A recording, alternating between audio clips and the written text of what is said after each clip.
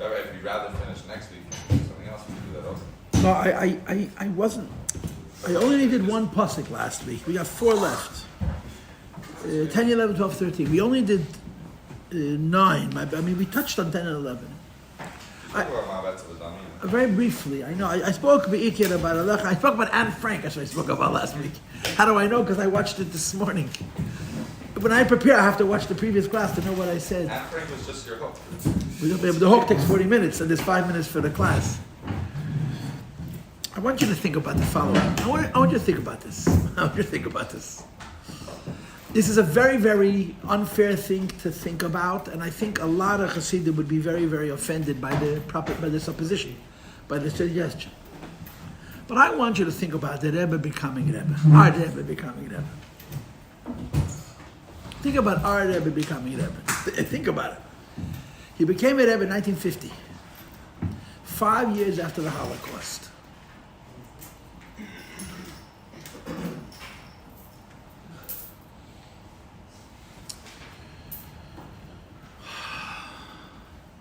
They tell a story about the Baron of Bells. I'm obsessed with the Baron of Bells. A lot of people don't like me because I'm a bad lubab because I'm into the Baron of Bells. He was an incredible godly man, a holy Jew.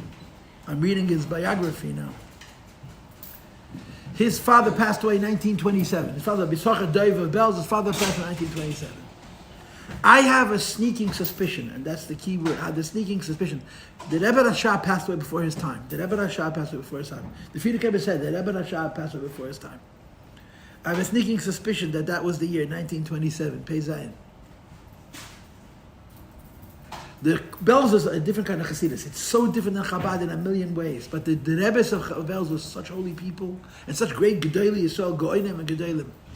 They were giants. Incredibly great people.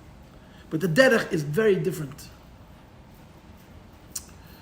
So the story is, so the custom in Bells is, it's a very interesting custom, that they make a levaya for the Rebbe. His yahrzeit grad was last Shabbos. It's so interesting. It was Bashkocha Pratis. His yahrzeit was last Shabbos. Chav Gimel Marchesh was his yahrzeit. Chav Beis Marchesh was his yahrzeit. And his levaya was Sunday, Pashas told us. So he once said to his wife, on a Sunday in Pashas Toldus, you can have thousands of people in Bells. He said it casually, and then his levaya was on Sunday in Pashas Toldus. And then Baruch HaKodesh Gluyim, these people. The custom in Bells is that by the levaya of the Rebbe, which is of course a very tragic event, you can imagine how much pain there is, they announce who the next Rebbe is going to be. By the levaya, and they say Mazel Tov. That's the custom. I don't know how that's done today. I mean, you can't, huh? Not all, but many. By Polish Chassidus, you got to have candidates. You got to have qualified people. Yeah. Lamashal, the first Belzer was Shalom Belzer. I think he had 4 or 5 sons. His youngest was his successor, the youngest, the Bishila Belzer. They announced it by the Levai. Who announced it? The oldest brother. But he would say, the oldest of the Belzer Rebbe's sons was Moshe. And at the Levai, he got up and he said, he b'nei say Aaron, I'm a fear the Aaron. Vayoyim Moshe of Moshe Reden. His name was Moshe. And what's it Moshe ben Gezak? Yeshua.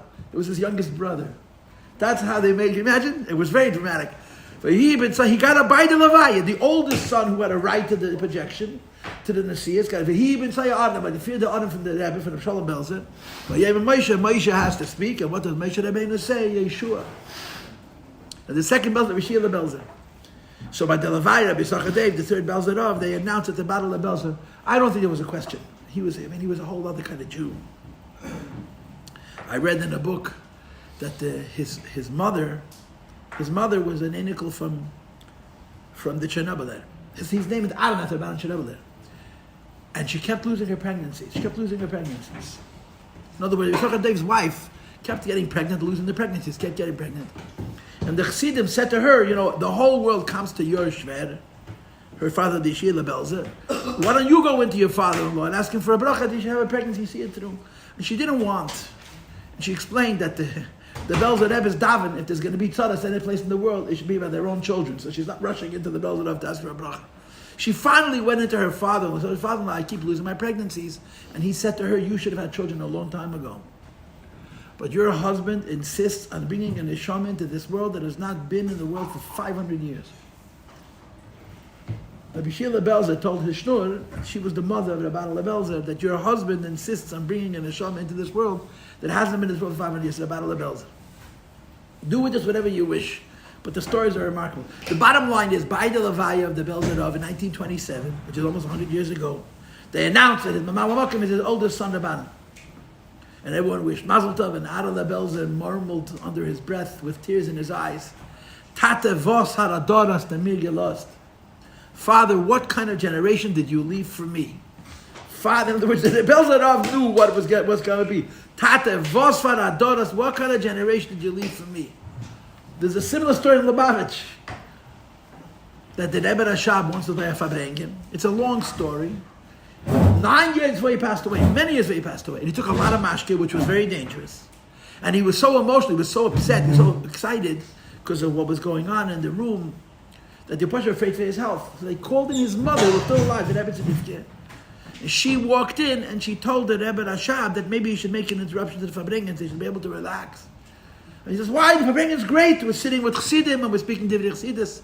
So she said to him in Yiddish, Dir is nicht gut. Dir is nicht gut. You understand Yiddish? Dir is nicht gut means you don't feel well. But in Yiddish, the expression can be interpreted a different way. Dir is good means you don't have a good life. Dir means you don't feel well right now, and dir is nicht gut means you don't have a good life. So she said, dir is nicht gut, you don't feel well, and he responded to the other pshat. Mir is nicht gut, I don't have it good. Mir is good, mir is good. Halavai soll Yosef Yitzchak sein as a good. And the Frierdiker was standing right there. I don't have it good, I have it good, I have it very good. I wish Yosef Yitzchak should have it like I have it. In other words, you're talking about people who knew exactly what the generations were. The Rebbe Rashab passed away in 1920. You know why? He didn't want to deal with it. He said so. And he left it for his son. From Frierdiker, half of a fella. Just think about our Rebbe.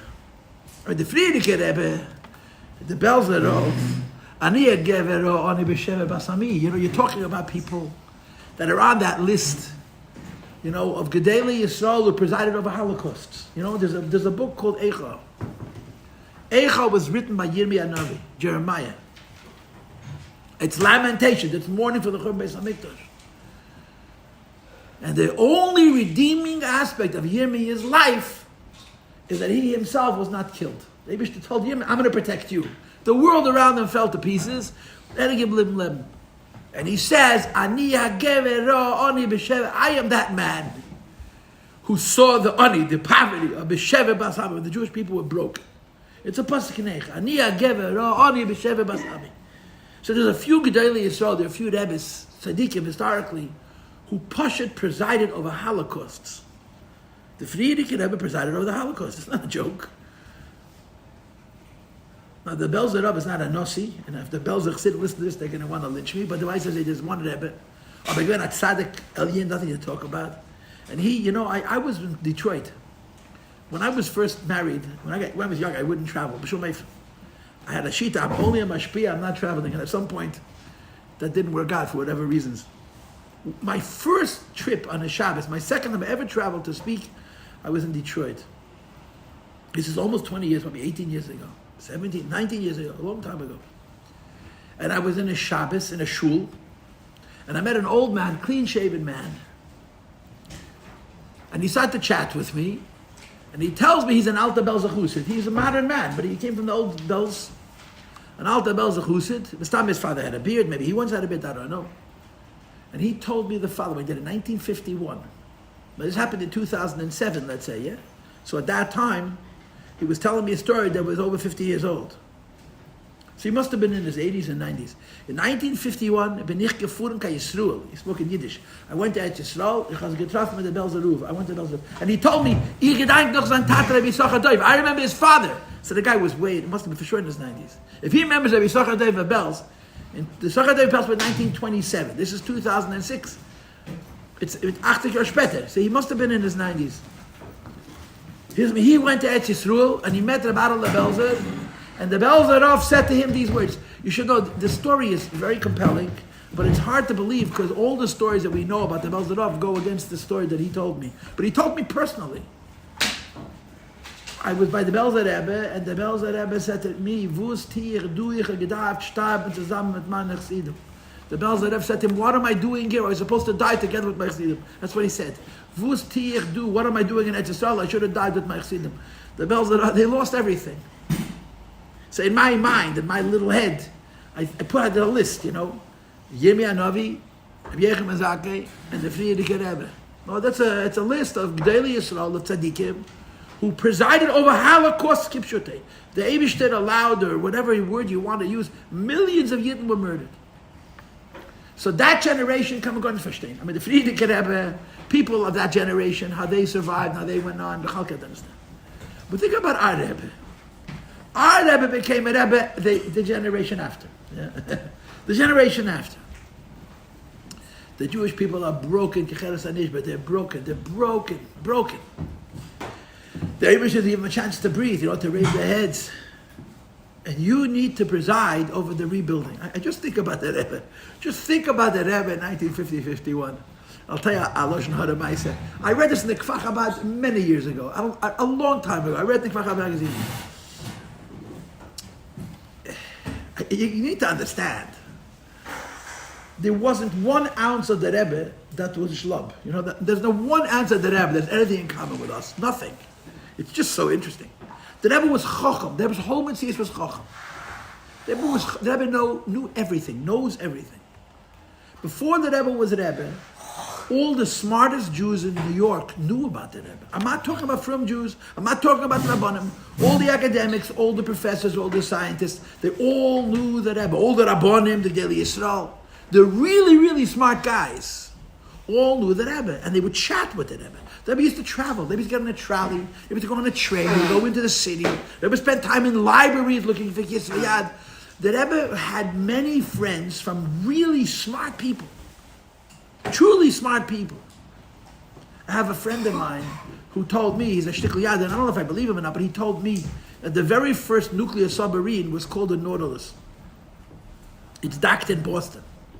The Nautilus was built by a frum Jew, whose name I'm not going to remember at the moment. You can probably Google it while I'm talking. So he told me he went to do a tour of the Nautilus. And you walk onto the Nautilus, there's a plaque that reads, Rickover. His name was Rickover. No one has their phones. Rickover. Who built the first? His name was Rickover. You walk onto the nuclear submarine built in 1957. There's a plaque that reads, this submarine could not have been built without the help of MS. And MS is the Rebbe. Let's make it right. He lived in Crown Heights. The Rebbe was a chacham achuk. So a Yid was interviewed. I don't think he was from, but he was one of those really smart people who knew stuff, He said he met the Rebbe the night before he became a Rebbe, a few nights before he became a Rebbe, and the Rebbe and him were talking what they used to talk, chochmah. And the Rebbe tells them what's about to happen. He's going to take this job, and he spent his days and nights talking to bubbis about the einiklech, you understand, giving out lollipops. A woman told me that when they went to Yechidus, they stuffed them a lolly, and they had to take a lolly and make a bracha. In Yechidus, for heaven's sakes. So this man writes in this article, he interviewed for Chabad, that he says, don't do it. Don't do it. What do you need it for? Don't do it. What are you going to do? You think it was fun to take this job? It was fun to become a Rebbe in this world. Like the Friedrich Rebbe, that's the issue. Like in the Belzer Rebbe, you can't speak. If a Jew sees the Holocaust coming, and he takes the job, not he has the job, he takes the job in anticipation. We can't verstehen what kind of personalities these were. Yeah. So just think about that Rebbe becoming a Rebbe. So I have a great story, which I read many years ago in a reshima that I own, but I haven't been able to find it. But the story is too good for me to have made up. There's no way I could make the story up because it's just too profound. It's too precise. It happened in the early 1970s. It's a vart. It's not really, it's not a vart. The early 1970s. A Yid, a Ungarische Yid. You have to understand, there used to be Chassidim in the world. There used to be real people. I'm sure there are now also, but it's a very different world. A Hungarian Jew who came from before the war. In Hungary, there were Yidden who were great Talmidei Chachamim. I mean, really go'onim. And he came to see the Rebbe. And he says to the Rebbe, I don't like America. It doesn't work for me. Nobody liked America. It doesn't work for anybody. If you live in that generation, America doesn't speak. It's a whole different world. The smart people in America are dumb compared to the Yidden in the old country. In terms of Torah and Yiras Shamayim and Chassidus. So he tells the Rebbe, America doesn't work for me. So what did the Rebbe tell him? And you think it works for me? And the Rebbe told him, I'll say it in Yiddish, translate it in English. Du meinst nicht, ich wollt gewollt sein bedeutet Rabbi Yochanan ben Zakkai. Wenn Tedet sich gewalget in der Gassen, aber der Ewicht hat mir gelegt in dem Dor, weil ich ton der Avoide von dem Dor, and the Rebbe finished, und ich will das ton besimcha. That's the key. He says, you don't think I would want to be in the generation of Yochanan ben Zakkai? Now, I believe the reason the Rebbe chose Rabbi Yochanan ben Zakkai, because Rabbi Yochanan ben Zakkai, like the Rebbe, went through the Holocaust. You don't think I would prefer to be in Rabbi Yochanan ben Zakkai, in other words, even after the Holocaust, where Torah was rolling in the streets. But God Almighty put me in this generation. I'm going to do the avoid of this generation, and I'm going to do it with joy. I'm going to do it with joy. The Rebbe's being our Rebbe is, in Das Tachten, the oddest fit imaginable. A man whose whole world is chokhmah, a man whose whole world is quiet and depth, becoming a Rebbe over a generation that all we know is noise and dumbness. No, really. And the Rebbe had to figure out how to shepherd us, and he did a very fine job. He's still doing a very, very fine job. It's such an interesting thing how the Eibush chooses leaders. He knows the Eibush knows what he's doing. You understand? We don't know. He knows what he's doing. The Eibush. But think about the Rebbe taking this job. Just think about it. I promise you one thing. The Rebbe could not afford to think for 1 second, what if I didn't have the job? What if? The Rebbe could not for 1 second stop and ask himself, maybe, what would have happened if I... that was not an option. Why? There was a job to be done. The job was incredibly difficult. Incredibly difficult. And the Rebbe had to be busy with the job. That's the only thought he could have. I want you to understand something. And I've heard this from so many people. In Crown Heights, 50 years ago, 60 years ago, 70 years ago, there were many Chassidim who learned in Lubavitch. Many. And they pushed hated us. They hated the Americans. They hated us. They were große Chassidim. Some of them were big Talmidei Chachamim. Some of them were very Chassidish. They didn't want to talk to us. If you went over to an old Chassid and you asked him Pshat Namaimir, he grunted and walked away. They didn't want to talk to us. They wanted nothing to do with us. And it's an avle. They were so wrong. But the most Chassidish American boy was a Pei Tzadik. That's the only word compared to them. They had no language for him. They couldn't deal with the new noise. A friend of mine told me that he heard one of his older Chassidim walking over to American Bacher and waking with his hand, with a cynically, Ureim, like Ureim, but your whole Chassidus is screaming and making noise. Only one guy who wasn't sick of us. You know what that was? The Rebbe himself. Now the Rebbe looked at those alter Chassidim, and to him they were also sheshpesh. These great Chassidim to the Rebbe were also little pawns, and he had no problem. The Chassidim of that generation, they just didn't know what to do with us. And I'll tell you something personal, a little more personal, and again, this I don't know for a fact, but everybody says this, everybody knows this. The Rebbe Achei Temimim was that way. The Rebbe Achei Temimim talked about the past all the time. The Rebbe never talked about the past. Never. Only about the present and the future. And he was always optimistic. Always good, better. Always good, better. Now, the psychologist will say it was a survival tactic. He had no choice. But it wasn't just a survival tactic. It was an avoider. That was the Rebbe's job. The Rebbe's avoider was to give joy and chayas and positivity and trust to move forward. He did it in himself, and the Rebbe created a group of Chassidim. Right now the world is in love with Lubavitch. For a few more days the world's in love with Lubavitch. Unfortunately, one of our brothers was killed. I'm getting all these articles, and all the people who watch Lubavitch and can't decide they love us or hate us, today they love us. For apartheid.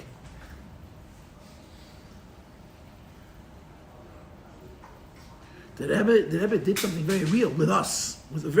We're very compromised. We're full of chassidus.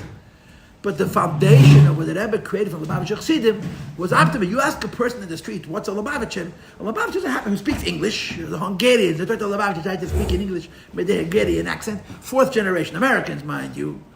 But Lubavitchers are positive people, by and large. It's all the Rebbe.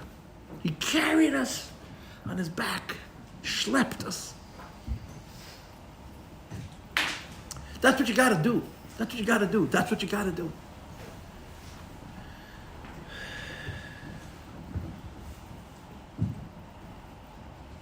Why am I saying this? I'm unprepared, so I'm wasting time. It's a good way to avoid it. Happy to give a class. We're learning Mizmeh Chanukas. We're learning a Kapitel Tilim, which we say before Baruch Hashem. We're learning Siddur. That's what we're doing. We're learning Siddur, believe it or not. You would never know, but we're learning Siddur. And we're learning about a fellow whose name is David HaMelech. David HaMelech. I talked about this last week. I talk about it every week. David HaMelech is Vani Bad V'Le'eda Behemes Yisi Imach Vani Telas V'Lei Ish. David HaMelech is broken inside. David HaMelech is broken. He's broken inside. Ow! Ow! Ow! Ow! There's no Rachmanis on me. It's an experiment. It's an experiment. A minute. The thing about David HaMelech was, David HaMelech had no reason to be broken. Why? Every mila a person had, he had in space. He was talented, he was handsome, he was sensitive, he was very smart. He was tough as nails. David was the full package. There was no reason in the world David HaMelech was broken. I'm broken because he had nothing going for me. David HaMelech had everything going for him. Everything going for him. Mamish. David HaMelech's brokenness did not come from inadequacy. David HaMelech's brokenness did not come from the fact that he had a bad life, although you could say he did have a bad life. David HaMelech's brokenness came from his sense of God. From his sense of close to the But we share that with David HaMelech. In other words, the broken person in the world, the Leiv Nishba, they tell a story, the Frierdiker Rebbe. They tell us the Frierdiker Rebbe. There was a certain woman who was a Gerari from home. A very chashuv. The Geraris were very chashuv. And this was in Poland. She would come to the Frierdiker Rebbe and she would sit there for a long period of time. And she would kvetch and she would cry. The Frierdiker Rebbe was excessively busy. He had so much to do. And when this woman would come, she'd sit and waste his time. So the secretary, the Bchacha, couldn't take it. And he wanted to go and tell, enough, get out. The Rebbe's got stuff to do. How much are you going to sit and waste the Rebbe's time? So on one occasion, he walked into the Frierdiker Rebbe's room and this woman was sitting or standing and talking and lamenting, whatever she was doing. And the Frierdiker Rebbe said to the Bchacha, Lozir, unsere Neshama is coming from the selben Hechel. Sie is a Leiv nicht bebenitke. Which means, let her stay here.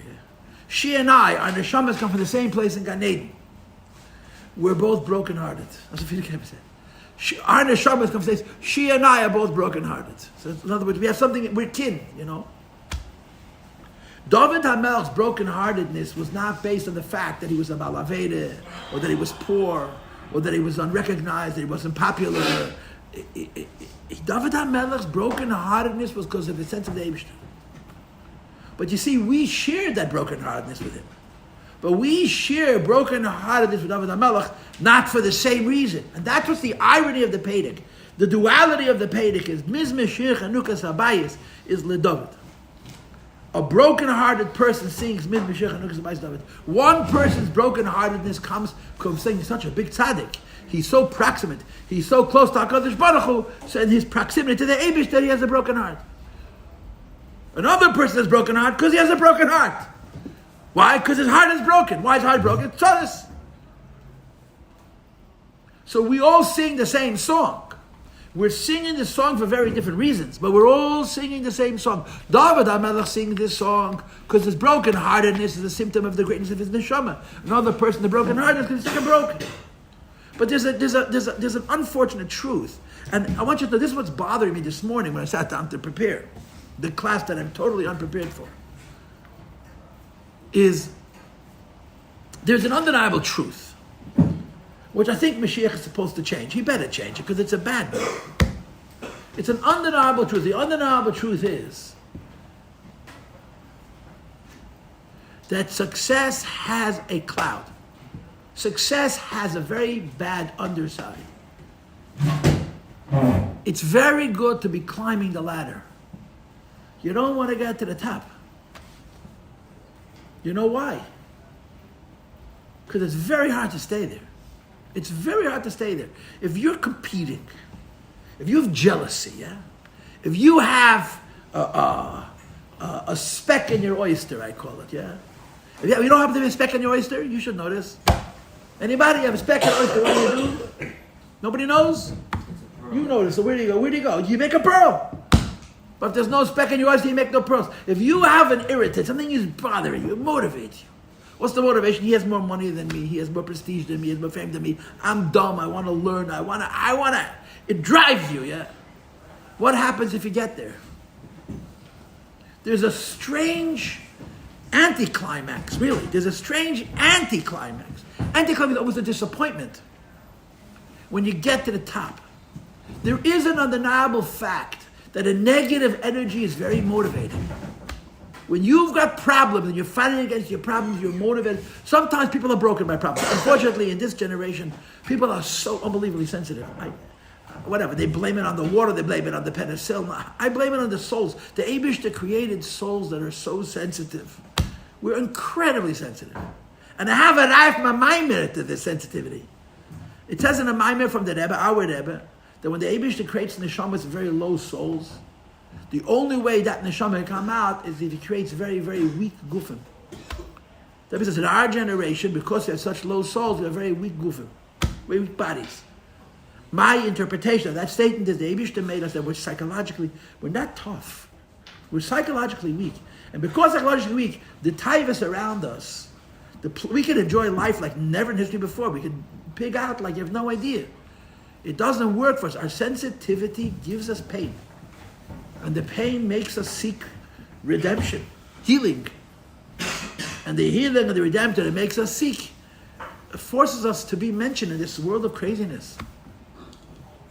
But there's an undeniable fact that when you're behind the eight ball, when your life's bad, you're motivated. And when your life becomes good, you lose that motivation. It's very, very different to be at the top. It's just it's not easy.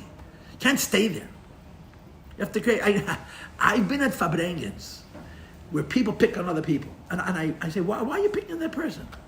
Well, leave me alone. And I realize that if I don't pick on another guy, I can't lift myself up. Now, that's very wrong. But a lot of people, in order to motivate themselves forward, they got to find something bad. This is the Anne Frank syndrome that I spoke about last week that projects them and pushes them forward. This kapitel has this property of the broken heart. And I want to give you contrast. Mashiach's coming. Mashiach's coming. Mashiach's coming. Take him yad mamish. What's the name of Mashiach comes? The whole concept of Mashiach is figuring out motivation when life isn't bad. That's what it means. I mean, I every day I give you another version of Mashiach, but that's this morning's version.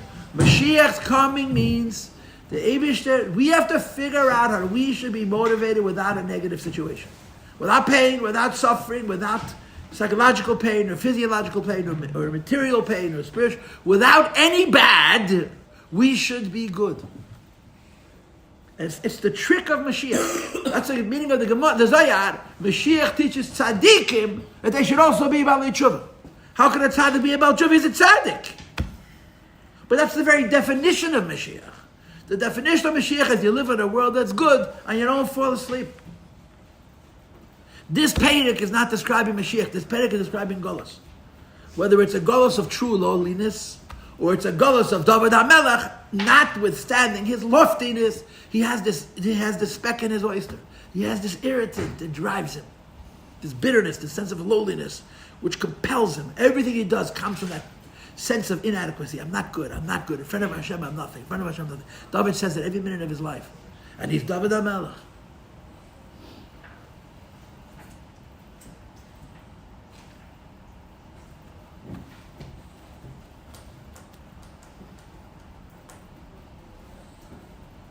And I just imagine, I started the class with this, I'll continue.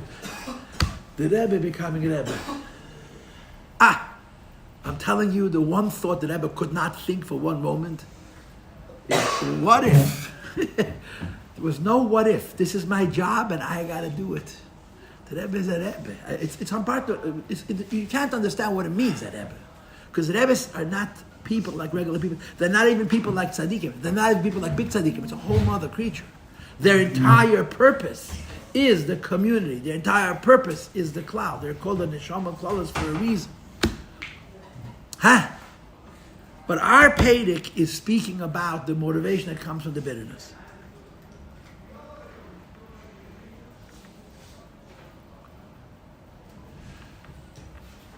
And we establish in the last 2 or 3 classes 2 truths. One truth is an obvious truth and a logical truth. The other truth is a bit of a sensitive truth. It's a hard truth to share. The first truth is that we need God. Always. And if you forget that you need God, okay, I won't help you. You don't want help? You'll manage yourself? Again, hey, do it yourself. And we all know how that works out. And the other truth is, and this is the uncomfortable truth, that Kvayachol, the Eibishter, needs us. Now, you're not allowed to say the word need by the Eibishter, because Hashem doesn't have any lacks.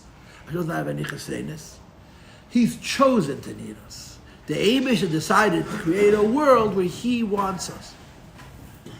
And it's defined as a need because Kvayachol, this want is very, very important. But it's not a need that there's something missing in the Eibishter otherwise. It's a choice.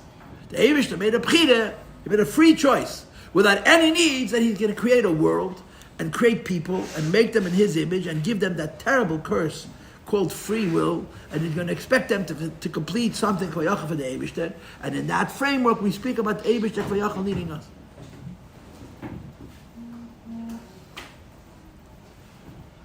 But the tone of Kvayachol, us needing our admission that when life is perfect, right? When life was good, that 5 minutes of peace, it's going to stay this way. Boom! The Eibishter no longer reminded me, it just doesn't stay that way. It's very difficult to stay on top. It's a fact.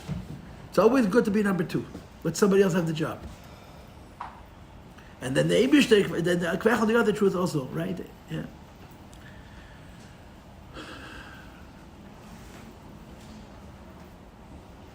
So let's read Pasuk 10. Yeah. We've read this a few times already. I read it last week. I'm going to read it again. Ma betza bedami. The word betza means, he translates betza, what profit is there? But in Chumash, the word betza actually means money, geld. Ma betza, what wealth, what return is there for the Eibishter bedami? He translates bedami in my death, but bedami means in my blood. What is the Eibishter going to gain, bedami, in the blood of a Yid? If the Yid is lowered into the abyss. In other words, it's not a question of whether I'm guilty or not. It's not a question whether I deserve it or not. It's a question of ma betza. You learned Chumash. Who said ma betza first? Mi amalabi ma betza. Anybody know Chumash? Huh? Reuven said to his brothers, they wanted to kill Yosef. They hated him. They hated Yosef. They called him Balach Alemis, the man with the dreams. Their own brother. And they were so resentful. And the real resentment wasn't knowing the fact that Yosef had all these dreams and he talked about him. Is that Yaakov loved this kid. He was a spoiled teenager. That's how they looked at him. A nukkah. There was 11 boys in the house and his father loved him. Finished. Why? Because his wife died in childbirth. Who cared why? They didn't like him. And he was Veistach, not as they built Nezilpa. He would report Lashon Hara to his father. They had a thought. They didn't like him at all. He was the hair in their ointment. That's what he was. Yosef got to them. The problem was, in their heart of hearts, they knew that Yosef was greater than they were. But Yosef made it look easy. Yosef made everything look easy. And what did he do? He spent his time in front of a mirror figuring out how to play with his eyes to draw people's attention. Yosef HaTzadik. They didn't like him. So you gotta get rid of this guy. And Yehuda says, Ma betza bedomi. Yehuda says, Ma betza bedomi k'nagi zechinu. What gain is it for us? Not do we care about Yosef. What are we going to gain by killing him? Let's sell him a profit. They sold him, they profited him, they bought an animal, they ate a good roasted meat. They took the skin, they sent it to their father, and they said, Yosef, Tarev Yosef. So the lashon of Beis Dami is, we don't like him. We want to kill him. But let's not kill him, not because we don't want to kill him. Let's not kill him because there's no profit in it for us. It'll be more profitable if we sell him with money. They never dreamed in their wildest dreams that was the big mistake. They sold him, and that set in motion all of the things. Please close the door, yeah? That culminated in them coming to Mitzrayim and pressed, bowing down to Yosef, just like in the dreams. So in David Adel's Tilim, the same Abetz Abedami. And we talk to the Eibishter. And we tell the Eibishter, Abetz Abedami, Vos Vestu Fardinen, what gain? In other words, we're not saying to the Eibishter, we deserve to be spared. We're saying to the Eibishter, this is what you got. This is what you have. And it's a fascinating thing. I think about this all the time, I really do. And I ask myself one simple question, why I didn't think about this for the first 50 years of my life. You reach a certain point and you start to understand. You have to understand something about God. I think I told you last week that the Rebbe told Rabbi Yossi Paltiel, I'm not the Maharal, I can't create people, I work with what I have. I'm not the Maharal, I can't make goylems, I got to work with what I have. The people I have this chesed, this chesed, this chesed. The Rebbe built Lubavitch with a bunch of survivors, broken people, with enough neurosis for 1,000 cows. Neurosis, psychosis, you name it, they had it. Paranoia, fear, jealousy, distrust. The Rebbe built Lubavitch with a bunch of people who, in a different world, would be in a mental institution. They'd be taking therapy and doing whatever they had to do to heal. The Rebbe built Lubavitch with whatever he had. Those people became giants, but they still have stuff. Why? This one didn't have a mother, this one didn't have a father, this one lost his whole family, this one lost half a family. You talk about people who went through so many tzaddis, and they became the leaders of Lubavitch. Why? Because that's what there was.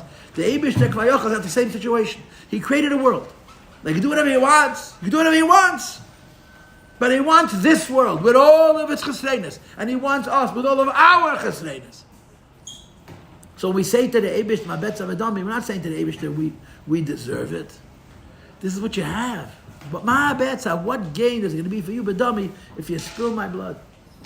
In other words, I'm no good. I'm no good. I was a Bachar Yeshiva. The one Chassidish I saw a few, but one of the few Chassidish that I saw, that I was able to be makabel from in a way that I could say they moved me, was Reb Mendel for Tefas. The generation before, I don't remember. Not one of them. I know Reb Mendel, Mechal Teitelbaum, on my times didn't do much talking. Reb Mendel Marozov, Mamish, he fabriced with us a lot. Mendel fabriced with us a lot. And I took a lot from him, Reb Usher was not in yeshiva. Reb Usher we used to watch. Reb Usher was a big Talmud Chacham, you know that? Reb Usher was a son of a Rav. The mashpiyim that I took from that generation was the Mendel Fotafas, Mendel Marozov, Mechol Teidelman, Reb Chaim.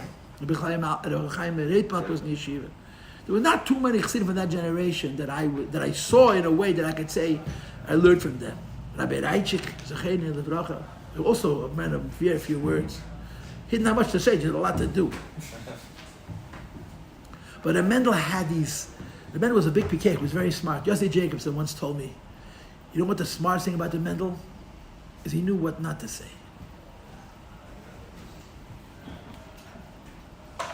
I said to him, what do you mean? He says to me, what do I mean? You think Mendel was happy with what was going on around him? You think Mendel Futafas liked the Bocharim of today? Well, Mendel was a different generation. Mendel was a different generation. He was a different kind of Jew. But he knew how to keep his mouth shut. The other Chassidim opened up the big fat mouth. They criticized. He says the greatness of Mendel Futafas was he knew what not to say. And there's a lot of pictures in that. There really is. Because he made it look easy. And Mendel made it look like he was having a great time. You know, it's all good. The Mendel was makabel from David had a duckhead. You understand? The Mendel saw since Sheyidin. The Mendel makabel each of the masmid. Do me a favor. From Zalman Moshe. The Mendel came from a different world. And he was in this world. And he made it like he belonged here. Like one of us. It's very smart, this word. It's a Galdik Emes. So the Mendel had these lines that he would say. that you had to think about them. And if you didn't think about this, it was straight over your head. And he would throw them in. He was nuggets. And he had 1,000 of them. One of the Mendel's lines was, but I'm sure he said it 100 times. Make a revolution. You know how Mendel put verbrengens? I'll tell you verbrengen. He would start verbrengen very earnest. He would always wash. He ate bread with his onions and his tomatoes. At the beginning of verbrengen, by the time verbrengen was over, how can a person eat that? He had to eat the oil because he had no lining in his stomach from drinking alcohol. The Mendel, in the middle of a verbrengen would disappear. I swear. Where did he disappear? In fact, I slept him. He fell asleep. Verbrengen, and half an hour popped back up and continued going. Mendel. He was an old man when I knew him, but he was Chassidish Yid. So he would start the verbrengen with a story. And the whole night he was telling that story. He went off on tangents, and he never finished it. I'm going to go to sleep as soon as he finishes the story with which he started. He never finished it. And every hour, the Meise! He'd go back to the story. He was a class act. It was the best verbrengen I ever saw. The Mendel, gedreht. Anyway, but the Mendel is a revolution. Bang at the table. What's a revolution? What's a revolution? The erste Sache auf euch schießen der Alte. Number one, take all the leaders and kill them all. Then we'll decide what to do. It's a joke. It's a word. But it's so earnest. Really? What are you going to have after that? You're going to kill all the people who qualify to lead. They have faults. Everybody has faults. You're going to kill them all. Then what are you going to do? You have a French Revolution. You kill the monarch, and you end up with Napoleon. Really? You just kill? Wait a minute. Who's going to make the garbage bin, collect the garbage? Who's going to police the streets? Who's going to keep the schools open? Who's going to keep the government safe? Kill. There's so much wisdom in that statement. Because it's human nature. Nobody's good. I hate this one. I'll take this. No one's good. Throw them away. And what are you going to do after that? It's going to be worse than you could have ever imagined. But that line, I remember him saying it. Because Mendel had 100 lines like that. You just say these one-liners. First kill everybody. All the people who know how to lead, who know how to run a government, first kill them all. Then decide what you're going to do. It's ridiculous. And the Eibishter knows that too. Kvayachol, the Eibishter darf keinem nicht. That's like my bad sabedami. What is the Eibishter going to gain from our blood? The spirit of this pasuk is the Mizmeh Chanukas of David. David is Leif Nish Babnik. That was a broken-hearted person. Now David himself is broken-hearted because he's David HaMelech. Other people are broken-hearted because they're nothing to write home about. They're talking broken-hearted. They're broken. And they tell the Eibishter, my bad sabedami. My bad side, what are you going to gain from my blood? You send me to the best, and you finish. The dust is going to say, hey, dog. The dust is going to acknowledge the Eibishter. The dust will speak your truth. In other words, in a really weird way, just like we're stuck with the Eibishter is stuck with us. And you should know that's the spirit of the Chassidish Rosh Hashanah, the Chassidish Yom Kippur, and the Chassidish Elul, right? I mean, what's the difference between a Chassidish Rosh Hashanah Yom Kippur and a Misnagdish on Yom Kippur? A Misnagdish is afraid the Eibush is going to smite him off the face of the earth. And the Chassid knows the Eibush is not throwing us away. Because he was by that verbrengen when the men the foot of said, was a revolution. The Eretz sagt auf mij schießen der Alte. The Eibush knows what he's got. He has what he has. That's what it is. So this pasuk 10, my bad tabedami. The spirit of this pasuk is the broken-hearted Jew. He acknowledges he never allowed to think for a moment. I need to Eibush every second. But on the other hand, kvayachol, and the word kvayachol has to be said 1,000 times. The Eibush has us, and he knows that. So we invoke that. My bad sabedami. It's almost like when you read this kapitel, you know what you walk away from it. I prepared. I want you to know, I prepared. But you know what I prepared? I prepared the last two psukim. And after I prepared, I took out the video and I watched last week's class and I realized that I have to teach the two psukim before the last two psukim. And it's almost like what I feel like when you finish this kapitel takes you till Mashiach, but doesn't cross over. And I'll tell you why. Because the whole challenge of after Mashiach's coming is that it's not bad. It's not dark. It's good. We're tapping them out. How are you motivated when you get to the top of the mountain? This kapitel gets you there, but doesn't go there. After Mashiach comes, the Zohar says, Mashiach teaches tzaddikim how to do tshuva. In other words, in a good world, we should be good. This Pedic is not describing that. This Pedic is describing the broken-hearted person who says to the Eibishter, my identity is predicated on my pain. And that's what this pasuk is saying. What gain are you going to have from spilling my blood? I want you to know, a Lubavitcher Chassid, a shliach, was murdered a week ago. One of our brothers. I don't understand why. I don't understand when Gabby and Rifki were killed. Lubavitch was up in arms. We didn't put ourselves. Now, I don't feel that same bitterness. The shlichus convention is start now. Maybe it's a chassan to me. We were shaken to our core. How could a shliach get murdered on the job? A shliach and a shlucha. The Rebbe regards every shliach, and it's true, he does. We don't appreciate the big miracle of shlichus on any level. Beginning with the levels, why aren't half the shluchim frei? Look seriously, you take guys in their 20s and send them to a place where they're the only frum Jew for 1,000 miles. Send girls in their 20s to a place where they're only frum Jew for 1,000 miles. There's no mikveh. The Rebbe did not send shluchim to places where there's no mikveh. Guys go today where there's no mikveh. There's no kashrus, there's no chinuch, there's no one to drink l'chaim with. And not only don't they fall, they lift everyone. How is that possible? Send an 80-year-old guy without teeth and no Yetzer Hara to a place like that. Okay, maybe he'll stay from. But a 20-year-old American boy and girl, or even a Kodesh Kedoshim Israelis, you think it's not a nest that they say from? It's a nest shalamam. Like this is the Rebbe goes with them on shlichus. And anytime they want to step out of line, they don't realize it. Go over there. Just go. There's a guy. Put film on the guy, and then you'll go do your raveda. Then shlichus is such a nest. And the Eibush get numenene. And you think about it, it eats you up. It eats you up. And what's eating me up is how come it's not eating me up? When Gabi and Rifki were murdered, Lubavitch was shaken to its core. I mean, you don't know if you remember it. We couldn't sleep. And I'm asking myself, are we numb? Are we numb? Do we not? What happened? That story is almost 20 years old. What happened? Why don't we react the way we did then? Now maybe we are. Maybe it's just me. I don't know. So I sit in my house and I record classes. One of the things I do. When I'm not talking to you, I'm talking to the walls. No pun intended. No pun intended. The wall's not here anymore. Huh? The wall is not here anymore. I said walls, Lashon Rabba, not Lashon Yachid. His name is David Moshe.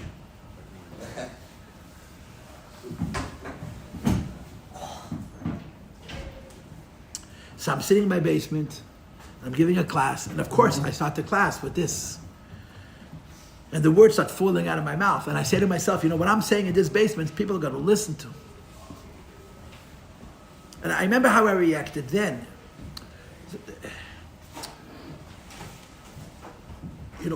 One of the hardest things in the world is dealing with tragedy. And like everything else, you have to learn it. I remember the first time I experienced death. I remember the first time someone that I knew died. I was 10. 10 was pretty big. And I remember my mother wanted to protect me. You shouldn't go to the Levaya. I said, why not? I couldn't understand. I mean, today you take kids, it's a different world. With mindless and chassidus, young people don't know how to deal with tragedy. They have no experience. Old people, unfortunately, do. But if you're 50 years old and you live through a tragedy, you have a perspective on life that says life is not tragic. But if you're 15 and you live through a tragedy, you don't say a tragedy happened. You say life is tragic. That's what happens. Young people who experience tragedy develop a tragic sense of the world, and that's not good. In other words, what do teachers say to teenagers at a time like this? What are they saying to them? What are the teenagers are very smart, and they're also very strong, and they're very capable, and they look tough. One thing teenagers don't have, one thing, just one. Experience. Because you don't have experience, you don't understand the complication of life. In life, bad things happen. In life, good things happen. On balance, life is good. More importantly, whether life is good or life is not good, you have to say life is good. It's the only way to live. Only way to live. But if you're 15 and you experience tragedy, you develop a mindset that says life is terrible. Who can blame you? Because you don't know anything else. And you don't say it in words. I mean, some of the guys get drunk out of their minds and they curse. You know, they say a million curse words and they think that now they fixed the Eibishter. They put him in his place. You're not the first guy to get drunk and first to curse the Eibishter. Unfortunately, evet nicht nespo. Nicht von the Mashke, nicht von the Zidlarei. But the kids keep it inside. Yeah, I'm good. No, you're not. I feel fine. Yeah, you feel fine because you don't know what to feel. You don't even know how to feel. And it becomes the job of the people who are older to explain the experience of pain and loss, and to remember always, life is not a tragedy. Tragedies happen in life. Those are very different things. You know what I'm saying? So what's my first thought? Again, I'm trying to describe to you. I'm sitting in my basement talking to the walls, to the camera. I'm preparing a Maimon class, and I'm talking about this younger man. What's his name? Huh? Tzvi ben Alexander HaKoyen. Hashem Yimkim Domeh. And what am I saying to the camera? I'm saying to the camera what is true. Everything that happens in God's world. Everything. Including the Holocaust. And if it happens in God's world, it's part of the divine plan. Not easy to swallow that. You know, the Rebbe never said that Eibishter made the Holocaust, but the Rebbe would say he allowed it to happen.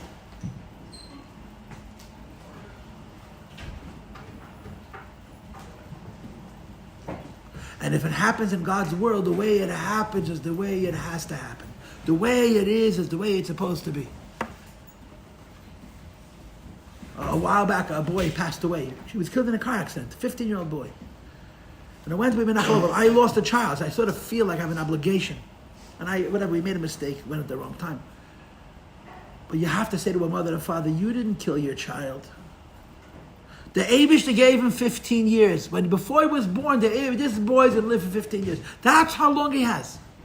Like the Rebbe wrote people letters, and you gave him such a good life. Now, it doesn't feel right, but it's the truth. This boy, what's his name? Tzvi HaKoyen.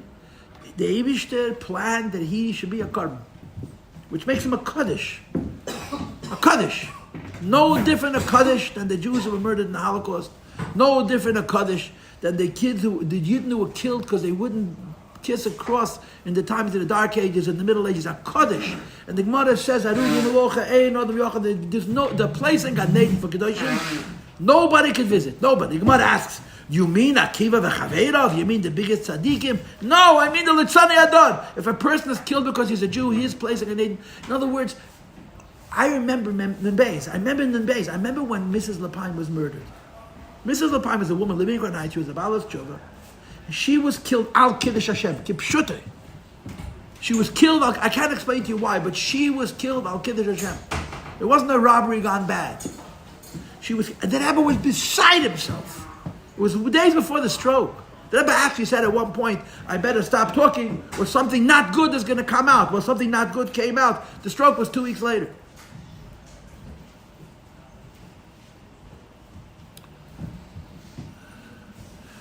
And the Rebbe was talking to God.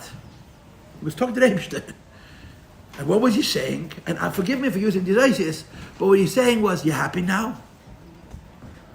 Nacha Kodesh? Nacha Korban? In other words, another Jew is Makadesh Shem Shemayim. I need your attention, please. Are you looking at me? Okay? Another Jew is Makadesh Shemayim. Now you're happy? That's what he said. It's the holiest and the greatest thing, but really, this is what it is. My bad, Sabedami. This is what it is, you know? This is what it is. This is what it is.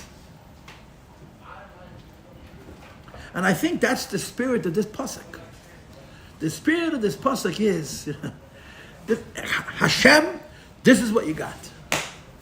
And any way you want to explain the Bedami and the B'nidei Shachas, ma Betza Bedami. What is it going to be from it? What is going to be from it? The end has to be the Mizol Leben.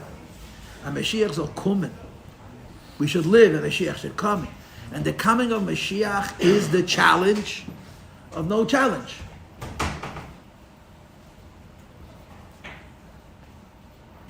That's what it's about. But this Pedic walks you till the threshold. Doesn't take you across. Because the whole spirit of this Pedic, when the Pedic finishes, what you come away from in this Pedic is the work that comes from the struggle. Okay, I'm going to finish next week. Mr. Sheb, we're going to finish.